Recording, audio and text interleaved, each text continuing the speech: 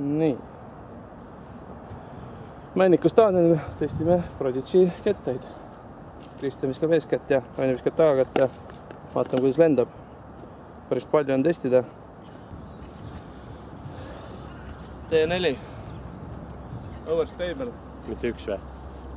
T1, vabandust, T1. Sorry. Ja panen väravasse ära, ma arvan. 90 meetrit kindlasti. No ma arvan, et siin on isegi... Jah, noh, üle ei ole kindlasti, jah. Ma midagi öelda. T1 luba ja tegija.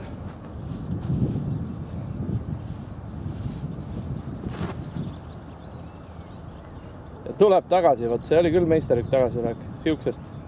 Ja ka kohal. Vaata, kas T2 ka suudab sama.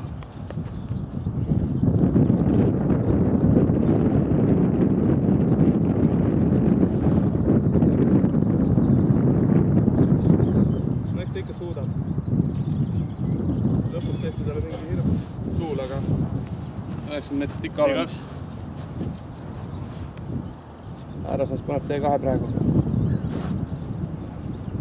Ja ka töötab ikkagi.